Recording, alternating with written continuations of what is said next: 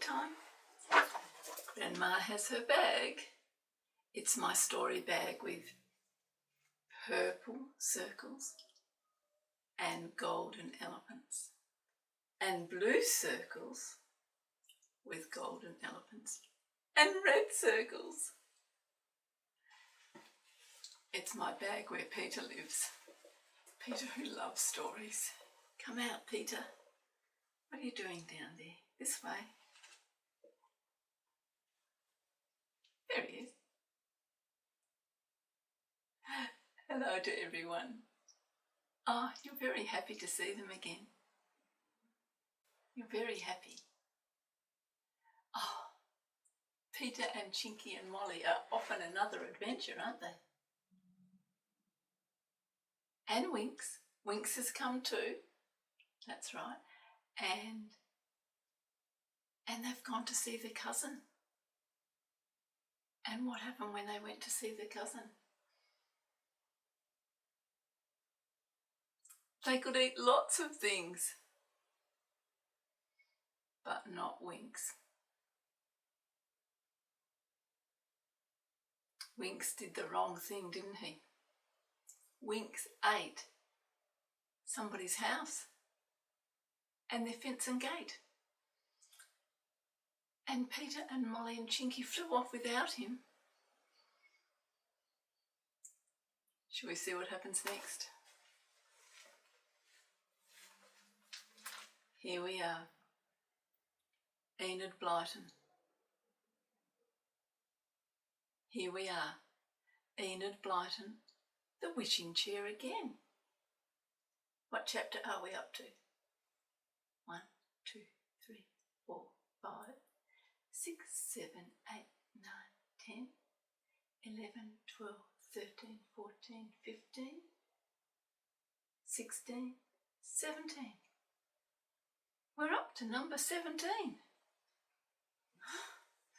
Say bye-bye to Peter. Peter's going in his bag. And it's, oh, Grandma, remember your glasses. Glasses, Grandma. And we're going to read. Here we are. The Wishing Chair again. Chapter 17. A most alarming tale. For a week, Chinky didn't see the children because they had gone to the seaside. They gave him all kinds of advice before they left. Now, you see you keep an eye on the wishing chair for us, won't you? Said Peter. And if it grows its wings, don't you go on any adventures without us. And don't let Winks on the chair at all. I like Winks.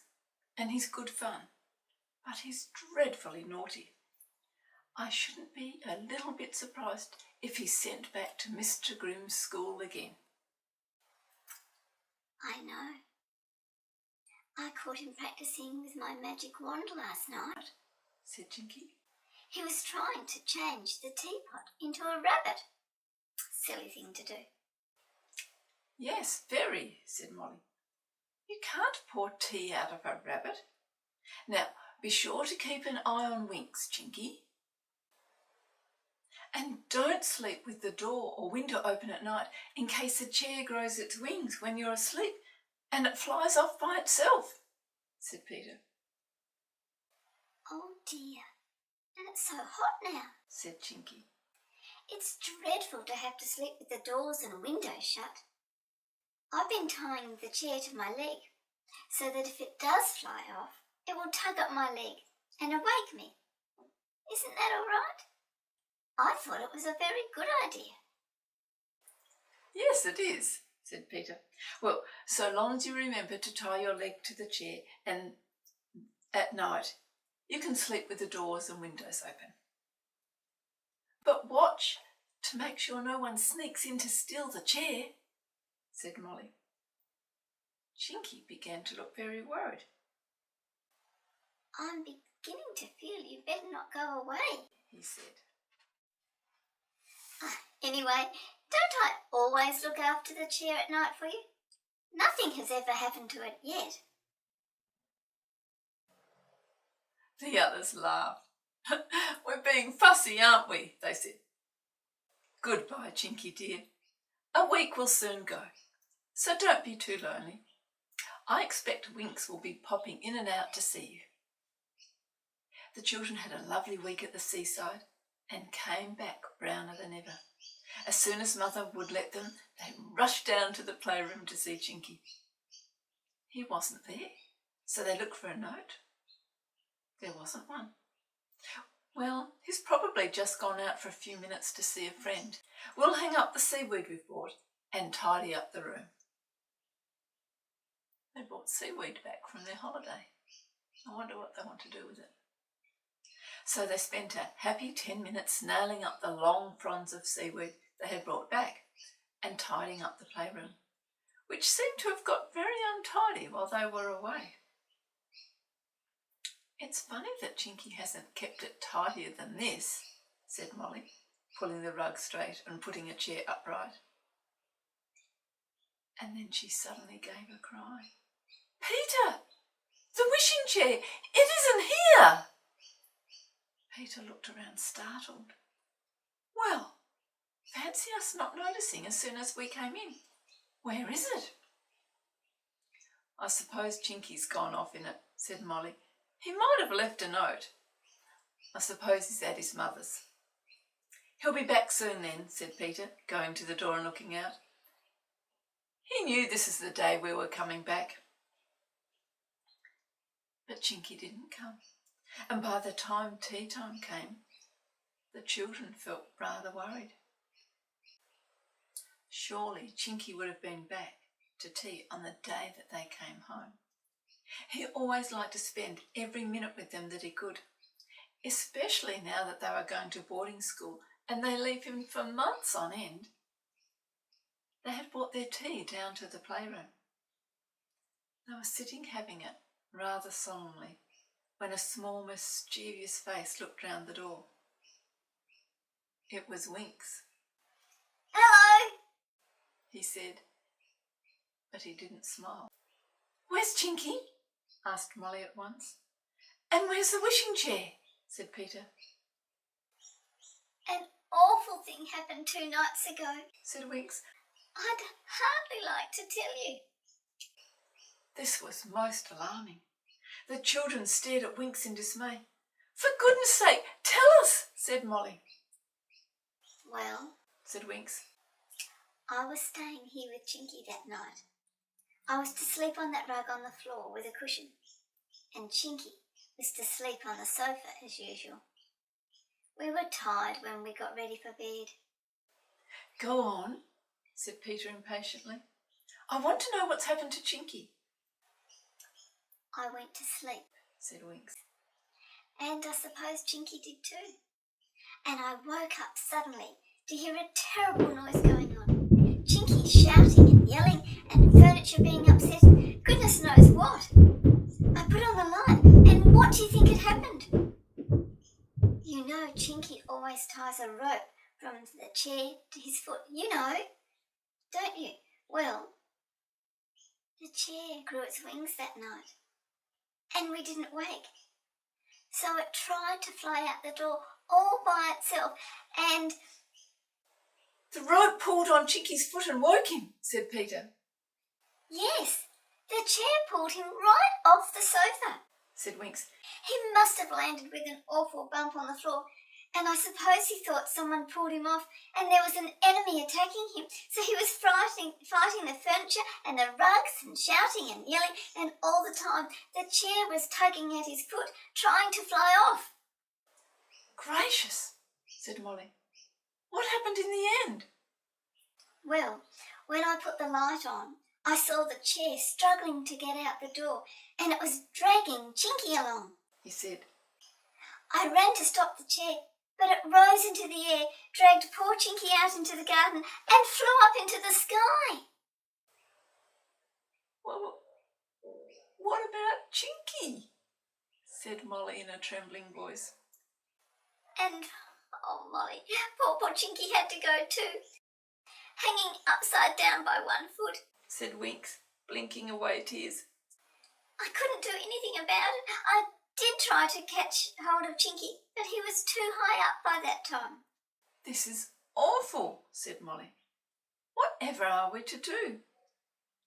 Has the chair gone to his mother's, do you think? No, I thought of that. Said Winks. I went the next day to see, but Chinky's mother said she hadn't seen Chinky or the wishing chair. She's very worried. But why didn't the chair go to Chinky's mother, wondered Peter. Chinky would have been sure to yell out for it to go there. Well, I think the chair was frightened, said Winks. It didn't know it had got Chinky by the foot, you see. It didn't understand all the yelling and struggling. It just shot off into the night, terrified. This is awfully bad news, said Mollie. Both Chinky and the chair gone, and we don't know where. How can we find out? I don't know, said Winks, who looked very tired. I've been all over the place, asking and asking. Poor Winks, said Mollie. You do look very tired. I suppose you've been worried to death about Chinky. Yes, I have, said Winks. You see, I've been teasing him rather a lot. I hit his wand and made him cross, and I broke a cup, and now I feel awfully sorry that I was a nuisance to him. You're really not very good at times, Winks, said Peter sternly. You ought to be careful in case you get sent back to Mr. Grimm's. Yes, I know, said Winks.